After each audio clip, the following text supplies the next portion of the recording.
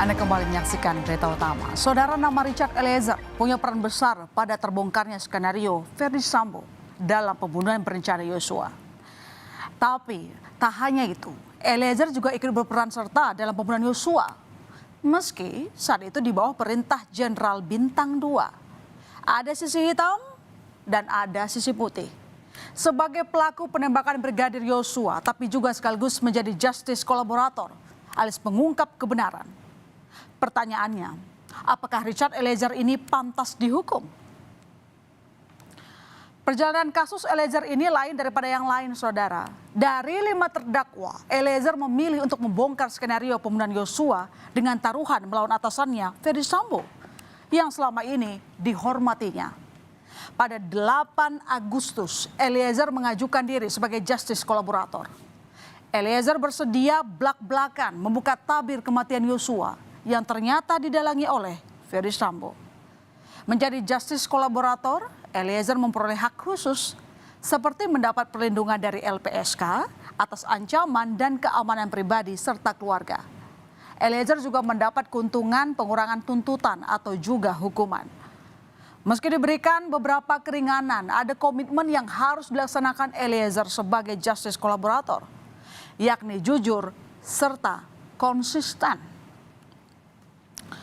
Selama persidangan berlangsung, Eliezer mengaku terpaksa menembak Yosua karena takut dan tak kuasa mendapat perintah atasan yang pangkatnya jauh di atas dirinya. Keterangan Eliezer ini sebenarnya ada kesesuaian dengan hasil asesmen ahli psikologi forensik.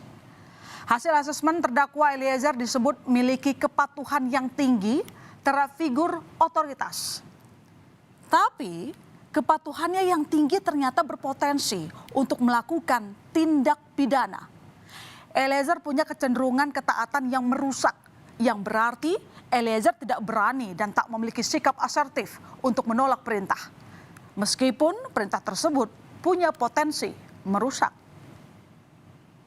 Potensi intelektualnya ini ditampilkan, digunakan secara maksimal, memiliki kapasitas intelektual yang relatif baik, terutama untuk menghadapi tugas-tugas praktis dan sederhana di dalam kehidupan sehari-harinya. Jadi bukan pada tugas-tugas yang kompleks. Kapasitas dan fungsi memorinya juga baik. Kepatuhannya gimana? Obedience dari Richard? Tingkat kepatuhannya Richard tinggi. Tinggi? Iya. Terhadap apa? Figur otorita. Seperti yang terjadi saat di lantai 3 rumah Saguling, Eliezer mengaku dirinya tak kuasa karena terus-menerus didoktrin Verdi Sambo, mulai dari cerita pelecehan seksual yang menimpa istrinya. Skenario penembakan Yosua yang terjadi di rumah Duren 3 bahkan telah dirancang oleh Verdi Sambo dengan menyuruh Eliezer untuk melakukan penembakan. Sambo beralasan Yosua telah melakukan pelecehan terhadap istrinya. Sadar dengan statusnya sebagai barada, Eliezer pun mau tak mau mematuhi saat mendapat perintah dari Jenderal Bintang 2. Pegang kerannya bajunya yang mulia, dia bilang, "Gak ada gunanya pangkat saya ini, Cat. Kalau keluarga saya dibeginikan." Saya juga langsung diam juga pada saat itu yang mulia. Serba salah juga, takut juga saya yang mulia.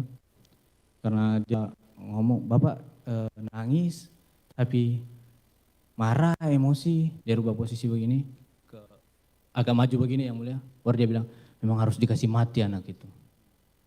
Bilang begitu ke saya yang mulia. Saya cuma diam aja yang mulia, saya diam aja, saya bilang, saya lihat ke bapak kan, bapak nangis. Baru bilang, "Nanti kau yang bunuh Yosua ya. Karena kalau kau yang bunuh, saya yang akan jaga kamu. Tapi kalau saya yang bunuh, nggak ada yang jaga kita." Dia menjelaskan tangannya sudah begini yang mulia, sudah mendekat ke arah saya.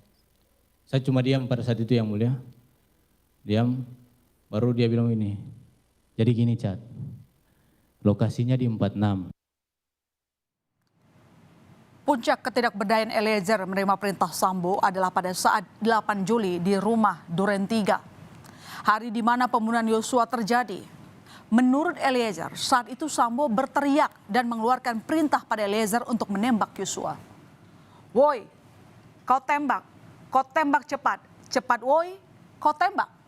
Spontan, Eliezer pun melepaskan tembakan ke tubuh Yosua. Saat menerima perintah dari Ferdi Sambo, ada pergolakan batin yang dirasakan Eliezer. Ada dilema antara patuh dengan perintah yang melanggar pidana atau memilih jalan menolak dengan risiko dirinya yang akan mati. Ini disebut ahli bisa jadi bahan pertimbangan hakim untuk menjatuhkan hukuman pidana bagi Eliezer. Karena pada saat almarhum Yosua masuk, beliau langsung menarik almarhum Yosua di leher almarhum dan mendorong ke depan serta menyuruhnya berlutut. Saya membantah juga tentang kata-kata beliau tentang menghajar, bahwa tidak benarnya itu.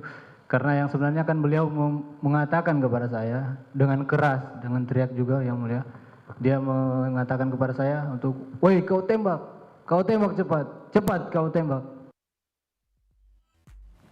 Tersudut dan dikupas habis-habisan oleh Eliezer di sidang, pihak Ferdi Sambo pun mengeluarkan strategi. Pihak Sambo berupaya menggiring opini jika Eliezer berbohong dengan menggarisbawahi keterangan Eliezer yang berbeda dengan CCTV di rumah Saguling, yakni saat Eliezer menurunkan senjata untuk disimpan di lemari senjata lantai 3 rumah Saguling. Rekaman CCTV memperlihatkan terdakwa Richard Eliezer membawa senjata laras panjang saat rombongan Putri Chandrawati tiba di Jalan Saguling, saudara, sepulang dari Magelang. Tetapi rekaman saat Eliezer naik ke lantai 3 rumah Saguling tidak ada. Ini yang sempat menjadi perdebatan antara kubu Sambo dan kubu Eliezer. Dalam sidang beberapa waktu lalu, Eliezer menjelaskan diminta menyimpan senjata ke lantai 3, namun tak diakui oleh Putri Chandrawati yang memerintahnya. Eliezer menanggapi jika barang bukti CCTV rumah Saguling banyak yang tercecer. Kalau beloknya ke kiri itu artinya ke dapur atau kamar ADC. Sementara di keterangan di sidang, nanti diulangin, sementara di keterangan di sidang di tangga dekat lift, jadi harusnya belok kanan. Iya. Jadi kita buktikan saja RE bicara benar atau bicara bohong ya. Iya. Untuk CCTV kan cuma ada lantai 1 saja yang mulia. Ya.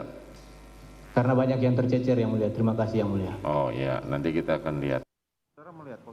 Kesempatan melakukan serangan balik pada Eliezer kembali dilakukan kubu Ferdi Sambo saat menghadirkan saksi ahli pidana Universitas Islam Indonesia, Marus Ali. Dalam paparannya di sidang, ahli pidana Marus Ali meragukan adanya status justice kolaborator dalam kasus pembunuhan berencana. Menurut Marus, status justice kolaborator hanya diberikan kepada pelaku tindak pidana tertentu. Dan peserta itu tidak ada pelaku utamanya, semuanya pelaku itu. Kenapa seperti itu? Karena yang masuk pelaku utama gini loh. Justice collaborator itu gini, dia bisa ditetapkan ketika dia membongkar kasus itu. Tanpa dia kasus tidak terbongkar. Pertanyaan adalah apakah di persidangan dibuktikan bahwa dialah orang pertama yang membongkar kasus. Dibuktikan itu. Harus valid, harus berkesesuaian. Yang kedua, kalau dia di situ syaratnya bukan pelaku utama, dakwaannya pasal 55 tentang turut serta, itu keliru. Di mana kelirunya? Karena dalam turut serta itu tidak ada pelaku utama, tidak ada pelaku pembantu. Lembaga Perlindungan Saksi dan Korban tetap yakin untuk memberikan perlindungan kepada Eliezer sebagai justice kolaborator. Eliezer punya peran penting dalam mengungkap fakta peristiwa pembunuhan Yosua. Eliezer dinilai dapat membuktikan keterangannya di persidangan. Salah satunya bukti adanya pertemuan antar 5 terdakwa di mana Sambo dan Putri menjanjikan hadiah kepada Eliezer, Ricky dan Kuat usai penembakan Yosua. SK tetap yakin bahwa Barada Eliezer inilah yang mengungkap peristiwa sehingga berkembang sampai saat ini. Dialah satu-satunya pelaku yang juga sekaligus memberikan kesaksian sehingga fakta-fakta yang pada waktu itu disamarkan, dikaburkan, itu bisa terungkap. Jadi kami tetap yakin bahwa Barada Eliezer ini adalah seseorang yang memang sangat pantas diberi perlindungan sebagai justice kolaborator. Oke, pertanyaannya apakah hanya Eliezer saja yang harus mendapat pidana berat? Mengingat selain menjadi aktor intelektual pembunuhan berencana Yosua, Ferdi Sambo juga diduga ikut menembak Yosua. Tapi itu masih jadi perdebatan. Dua ahli forensik punya keterangan berbeda soal jumlah luka tembak yang ditemukan di jasad Yosua, saudara. Menurut Farah Primadani dari Pusdokes Polri, saat otopsi yang pertama, ia menemukan ada 7 luka tembak masuk, yakni kepala bagian belakang sisi kiri, kemudian juga bibir bawah sisi kiri, di puncak bahu kanan, dada kanan, pergelangan tangan kiri, sisi belakang, kelopak bawah mata kanan, serta jari manis tangan kiri. Dan selain 7 luka tembak masuk, tim Pusdokes juga menemukan 6 luka keluar. Dan namun menurut ahli forensik Ade Firmansyah yang melakukan otopsi kedua di tubuh Yosua, ditemukan 5 luka tembak masuk dan 4 luka tembak keluar. 2 diantaranya yang paling mematikan, lokasinya berada di dada dan di kepala. Perbedaan 2 luka tembak dari otopsi pertama ini, menurut Ade, jika luka yang berada di pipi dan jari adalah jalur peluru yang kembali memantul ke tubuh Yosua. Saya ingatkan lagi saudara, saat menerima perintah dari Ferdy Sambo, ada pergolakan batin yang dirasakan Eliezer. Ada dilema antara patuh dengan perintah yang melanggar pidana atau memilih jalan menolak dengan risiko dirinya yang akan mati. Ini disebut ahli bisa jadi bahan pertimbangan hakim untuk menjatuhkan hukuman pidana bagi Eliezer. Kegoncangan jiwa itu berupa perilaku yang dia harus melakukan tindakan itu, tidak ada lain. Kalau nggak dia mati. Tapi tidak ada niat. Ya, jadi itu bisa yang dikatakan oleh kuasa hukum terdakwa Berada ini, itu nanti bisa menjadikan sebagai satu alasan ya kepada hakim untuk berkaitan dengan penjatuhan pidana misalnya kepada pelaku itu sendiri. Eliezer pantas dihukum atau tidak? Ya jelas saat di hadapan orang tua Yosua, Eliezer menyatakan siap menerima hukuman atas perbuatannya dan berkata sejujur-jujurnya untuk membuat terang perkara pembunuhan Yosua. Apakah nanti hukuman bagi Eliezer ini lebih ringan atau setara dengan terdakwa lain? Biarlah menjadi keputusan majelis hakim yang melihat semua fakta-fakta di persidangan.